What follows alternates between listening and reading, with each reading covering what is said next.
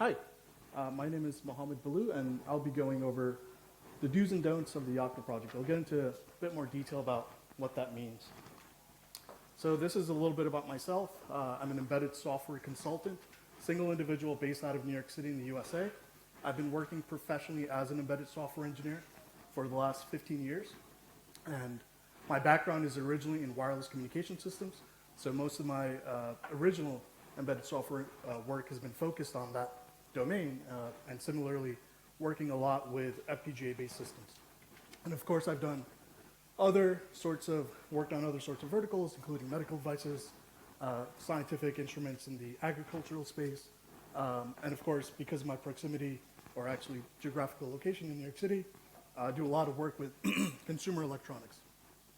And of course, my experience dating back to my professional work has been in embedded Linux, the Yocto project. Recently, I've been getting more into RTOS-based systems, specifically Zephyr. I have a talk coming up on Wednesday if you're around as part of the Zephyr Developer Summit. Come check out that talk. And also, just natural extension, been doing a fair bit of work in the application side related to Qt. So these are kind of my social media accounts. If you want to hit me up, I look forward to connecting with you. Just a little bit more, if you want to just sign up for my newsletter, here's a QR code. Feel free to shoot me an email and just go to my website. So single, individual consultant, have to do everything myself, marketing, etc. So here's a quick look at the agenda, just initially going over an overview. I like to start off with motivation just because for myself, I like to understand why I'm doing certain things. Quickly go over some of the reference projects that I've used for this particular talk and what the goals are for these particular projects and this talk in general. And then we'll dive into the details of really, and this talk is really, we'll go into the next slide, is what I've learned, and it's independently. Again, I'm a single person consultancy. I don't really have anybody to review my work. A lot of my clients actually are not even embedded software developers. So they basically say, here's some money. We need you to solve this problem. Go do it. Come back to us. And so there is no validation like, hey, am I doing the right thing? And sometimes I don't have time to, hey, reach out to the community and say, look, this is what I've done. Is this the right way of doing things? And it's pleasing to me to hear that, oh, the things that I've learned along the way have been validated by Russ, by Bruce, and by Tim. So it's kind of like, okay, I think I know what I'm doing. So that's a positive sign because the experts in the field have kind of validated my hypotheses, essentially. So we'll go into kind of the nuts and bolts of what I've actually learned during my experience working with the Yocto project. This includes kernel U-boot modifications, kind of little about like Devtool versus devshell, what have been my experiences. Image customization, of course, creating a custom layer, adding custom applications, and then just troubleshooting errors, right? Like what are the general steps that I've learned that have worked well for me in troubleshooting Yocto errors, and we'll see most of the time it's not Yocto, it's operator error between keyboard and chair, right, as they usually call it. And then the last bit that I want to go into is also infrastructure management, or I don't know if that's technically called DevOps. I'm not a DevOps person, so I don't know if that's what you would call it. So these are, whoops.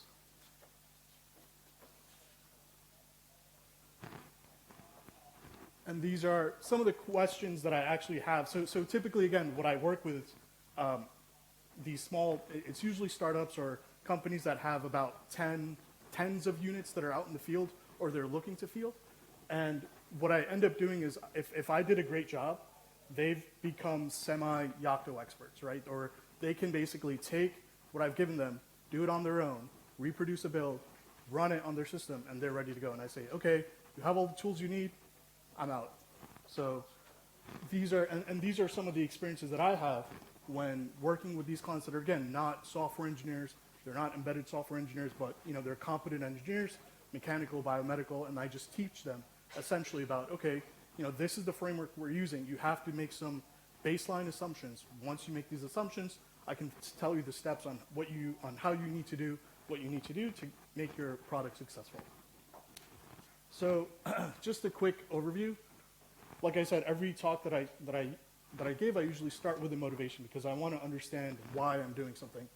Like I said, I've been working professionally as an embedded software engineer for 15 years. but the last 5 years is where I've gotten more involved in the Yocto project, mainly because of the consulting work that I do. So, of course, customizing BSPs based on the Yocto project professionally and as a consultant. When I started using the Yocto project professionally in 2016 when I worked for a US-based defense contractor. And then as I become more as a consultant, it's been more a predominant framework to create custom BSPs. So like I said, I'm a single individual consultant. I work a lot with smaller companies that are cost and time cautious, so I have to make a lot of decisions that may not be the best practice, but they essentially get the job done.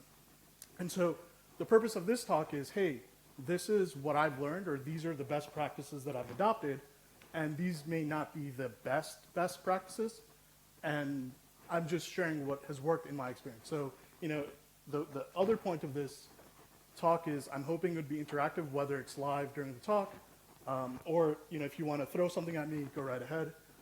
Or if you want to come to me after the talk or during lunch, etc., feel free. I'm here to learn. This is my first experience in person at Yocto Dev Day. So, it would be great to just get feedback from more experienced developers, just understanding what people do out there. I have my notebook ready to take notes. So I want to just share kind of the reference projects that I've been using to form the basis of my talk. The first is a scientific instrument, agricultural-based product. It's a really neat product. They use laser interferometry to analyze a chemical. You plug in some tubes into the device. You start a pump. The pump basically sends that fluid through an optical waveguide, shoot a laser, have a camera sitting on the end. Depending on the pattern that you get over time, you can determine that it's a particular chemical with a concentration level. It had some custom hardware, a Digi IMX6 an AR521 camera, which actually got pretty fair bit of help from Consulco and getting that. So this is before, I don't know if the driver is mainlined yet, but this is before, at the time it was a patch, and I got a fair bit of help from Consulco getting that device up and running.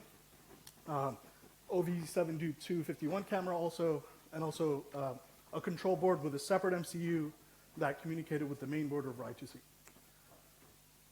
And we had some custom init scripts that basically just tickled the GPIOs to basically start giving power to it, and then a custom application based on QD. The second reference project is a medical device. It's something that I worked on recently. It's initially for right now being targeted for the veterinary space, with the ultimate goal being for humans. Again, it's also custom hardware, of course. The main board it has a Tordex Apollo IMX8 SOM on it. The control board has an STM32 with essentially a UART interface to the Tordex. There's some actuators and sensors connected to the STM32. And then, of course, a custom application on the main board built in Qt. And the goal, ultimately, like I said, for my clients is, here's an image. It has your application. Here's everything that you need. All you need to do is flash it. Now, if you want to go the next step, I can also teach you, this is what you need to do later on, 2 years, 3 years online.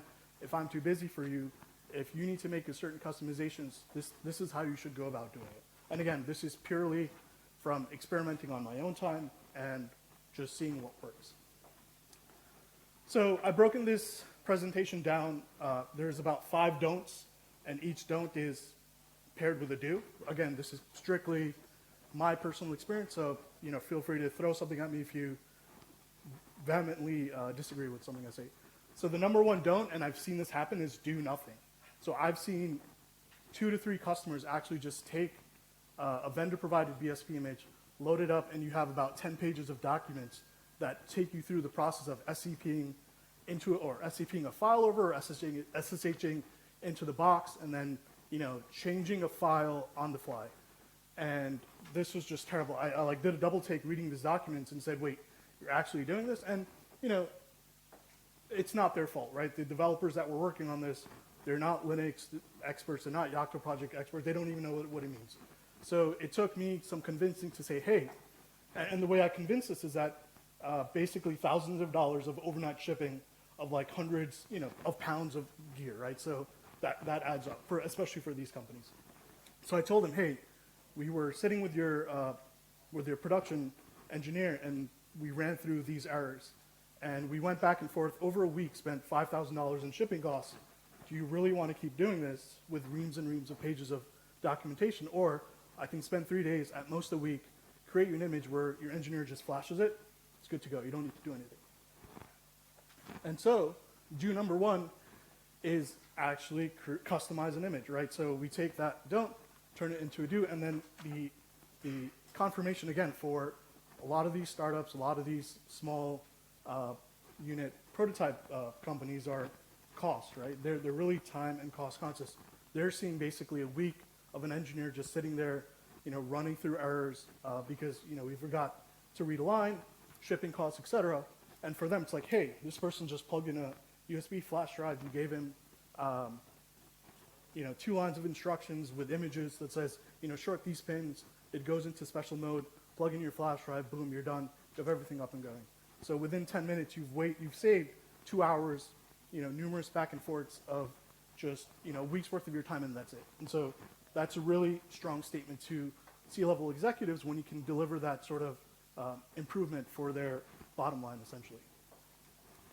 So now we'll go into kernel U-boot changes. So this was, again, this is something personal. Don't number 2 is I originally used devshell for customization, and again, my whole premise in the things that I do is that I want to minimize work for others and potentially myself, because that just has room for errors. The more manual steps that somebody has to follow, the more room there is for error. So in the case of the scientific instrument, this is the process that I use, as we all know, in customizing the kernel and even U-boot, right? We just run the devshell target through bitbake, go through the steps of making changes, git add, git commit, create a patch, copy the patch, create an append recipe, right? And we're done. So, but it's only like a bazillion steps. There's room for error. You need to have, everything synchronized. Otherwise, it's going to be chaotic. So instead, what I discovered recently, and I think I used devshell at the time because I don't recall, and feel free to throw something at me, but I think Devtool wasn't really there yet in terms of maturity, so I just kind of reverted to using devshell. But recently, for this veterinary device, it's like, hey, let me give Devtool a try. So I did it. It took 3 steps, and boom, it created everything for me. It created the patch file, it created the append recipe, and I was good to go. So going from, again, a bazillion steps with massive room for human error to 3 steps with automation taking care of everything for me. So here's a question. You can answer it now. You can think about it. Does anybody still use devshell, and what benefit does it offer? I'm just curious, right? Like, is there benefit nowadays to using devshell that maybe I could add it to my toolbox instead of just throwing it out? So you can think about it. Talk to me after the talk, or talk to me during lunch. I'd be really excited to hear your thoughts. So now let's talk about image customization. So this don't number 3 is a question mark because I'm still not sure like the appropriate way to do things. And again, I've tried what I think was the right way to do things, but again, welcome for feedback. So for adding custom applications, we can, typically, again, like if I have like an hour or 2 hours, I just throw packages into the default image provided from the vendor, and then just create an append file, just throw it in there, image install append, boom, I'm done. And the only problem that I saw with this is that it's relying on an existing image. Now, is there any problem with this? Again, through this whole process, I think like, Tim alluded to, we're using all these mechanisms to create our own kind of repository structure, right, with our own custom layers, et cetera, et cetera. So does that even really matter? And the answer is yes. Because recently for the first customer, I said, hey, let me go back. We worked on this 6 months ago because we've been strictly focused on the Qt app. Just for giggles, let me try to rebuild Yocto. And I realized, oh, NXP moved everything from Aurora to GitHub, and it's broke everything. So good job. We need to actually be more cognizant of the fact that, things do break, and you need to be reliant on just quicker iteration of testing. And so, maybe this has certain implications on, it's probably not best practice to just use the existing image. Maybe you want to create something on your own so you have more control over it. So instead, do number 3 again, question mark, are there better strategies? 2 general strategies that I typically follow is create a custom package group, and so we just add that package to the package group, and then add that package to the image append recipe. So this is kind of like a step above just throwing something on top of the append recipe for the image. And what that helps is now there's a specific location where all custom packages that you want, whether it be custom recipes or other packages that are not custom but you want included, that are now part of a central location. So it's not just thrown all at once into the append recipe. And the other general strategy that I've been meaning to take, but again, single person, software consultancy, minimal time, minimal money, minimal resources that my vendors have offered, it's like just create a custom image from scratch, right? Like that's the best thing to do. You have everything under control. And a good middle ground, instead of just creating everything from scratch, is we can copy over some of the things that we just want as defaults from the vendor, just copy it over, right? There isn't much work in that. And then we can just add anything that we want on top of it, because again, we're not reliant on the vendor to basically build up everything for us. We can start customizing everything that we want. And again, are there any additional thoughts on a better strategy, on people having experiences using any of these strategies? I'm all ears. Just feel free to find me afterwards.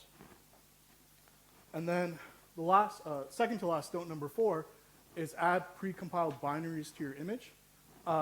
And again, recent experience is when we do this, there are just errors that I've seen that I can't explain, and there's no easy way. There's no easier way to work around this than just to add the source, right? So I'm noticing this a lot more for Qt applications, where you have a lot of the multimedia, the widget libraries that are dependent on the application that you're developing, that you find out later on in your Yocto build process. Whereas if you're including the source, right, which is right, and so when you're including the source, so we'll get to why that source dependency helps things. The other bad thing that I've learned outside of Qt is there's no traceability, and so you have potentially divergent commits. So let's say you're using the SDK that's a resultant of the Yocto build to cross-compile your binary. You're checking in that binary.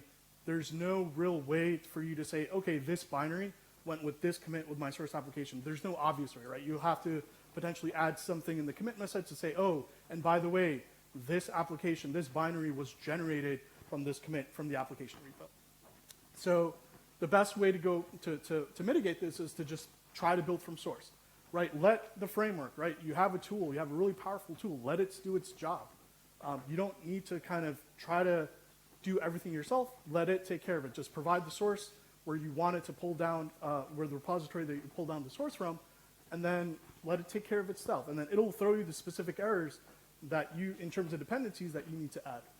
And then the cool thing is, once you have the source and the dependencies taken care of, they're already added for you in the SDK. So now you have a direct chain from the BSP image to the SDK because of a particular application that you're developing inherently. And now, since you're not arbitrarily checking in a binary into your layer repo, you have traceability, right? Because in your, as we all know, when you create a recipe for, let's say, from a Git repo for an application, you have to give it a particular commit ID. So now, as you start incrementing your application repo with newer commits, you have to update your recipe with that exact commit, right? So now we have traceability from your application commit to your actual layer as well. So there's this added benefit, like, oh, we have this random binary. You don't have this anymore, where you have this random binary. Well, where did this come from, right? No, you have exact traceability about where this commit actually came from, where this error in terms of your BSP was generated. And the last don't in terms of troubleshooting errors is, like, don't always blame the recipe. And again, just recent experience a few weeks ago, created a systemd service and a corresponding recipe where it just automatically launched my Qt application. I baked the recipe, no errors. When I baked the image with systemd error, like I got like an error. Post-install scripts of that recipe name has failed. I looked through the logs and I couldn't figure out what was going on. And so the only thing that I saw was that post-install return 1 from the do root fs log. So didn't get any more insight as to what was going on. So what I did was I tried to understand the root cause of the problem. Just trying to forget Yocto, right? Or forget the confines of what Yocto is doing, just trying to understand as it's building up a system, what is it trying to do with, let's say, the systemd service. So first thing, as we all know, is I went for a walk. You know, I also like to talk to my 4-year-old because she asks really insightful questions. You can talk to your dog as well. I've known a lot of colleagues do that, spouse, etc. And then after doing that, right, I kind of took a systematic approach to following the tasks in the recipe itself. Understand what each is trying to do, right? And then it helped understand the root cause of the error that I was experiencing. And so, like I said, recipe seemed to be okay.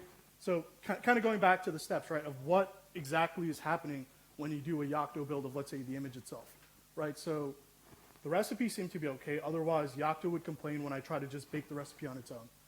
I, just took a step back. Let me just copy another service line by line, right, that I knew built, right, with the image because it was part of it, and still an error. Took a break and had a thought, and I said, oh, maybe it's not the recipe, but like the actual service file itself. And I reviewed the service file, and it's like, I forgot like this particular like entry in the systemd service, right, unit at the top. And I thought, well, why is Yocto throwing an error? It's like, okay, when it's creating the recipe, when it's creating the package on its own, it doesn't care, right? It's in its own little kind of sandbox, right? But when it's starting to aggregate all of these services together, systemd inherently needs to figure out the order of when things are supposed to be run, and it does this, as we all know, by creating symlinks. And so when it was trying to do this hierarchy, like I guess when it was trying to create these symlinks, like that process threw an error. And so that was my hypothesis. I didn't really care about validating it because, hey, when I added that, things started to work. So now to wrap things up, just kind of quickly go over, again, what can be considered DevOps, or what I call infrastructure management. And the whole basis for this is, again, I'm a sole developer, so I want to be able to promote teamwork with my clients that are not necessarily embedded software engineers or even software engineers on their own. So what I typically do is like, hey, give me a machine, I'll set it up as a server for you, or I can just even procure it, and then I can size it accordingly based on Ross's talk, and I give my clients a brief tutorial on just, all right, here's the BSP that I've given you, right? Here's how you set things up, and ready to go, right? Here are the steps that you need to get going. And so the goal is to set them up for success. And the way that like I said, that I've succeeded is they can do what I've done, and they verified the final actual artifacts, right? Whether it's the BSP image or the application. And so this is just a recap of the talks that we've seen this morning. Complaint number 1, Yocto's complaining on my machine that, oh, it doesn't have certain dependency. So typically, like before I knew about crops, before I knew about like KAS, I just created Docker files, right? Like here, just make sure you have Docker running on your system. If you don't have Linux, install a Linux VM, just run this Docker container, and boom, like you should be able to follow my steps verbatim in creating the image. Complaint number 2, right? Well, we saw this morning. Every build is too slow, right? And so I'll have to, like I said, like we've seen this morning, organizing your state directory and your download directory accordingly. Like every user doesn't need their own. And basically, I just throw everything in opt for my clients. Again, like I just tell them don't touch this. If you do, or I kind of get a sense of when they have touched it and they've messed around. So I just like, slap their wrist a little bit, and there you go. And then the last line, I have to review Ross's talk about having a state dir on a per user basis. That's something that I need to address in the future with my clients.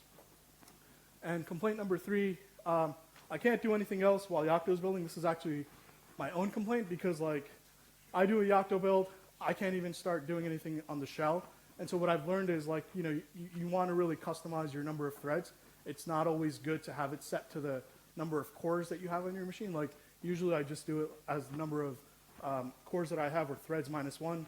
And so this helps me to at least do some administration, not necessarily opening up 1,000 Chrome tabs or running Netflix or whatever one of those is running. So that's my talk. If you have any questions, feel free to email me. If you have any questions, feel free to reach out to me. Or if you have any questions, yeah, let me know. I'm just going to take a picture of everybody if you don't mind.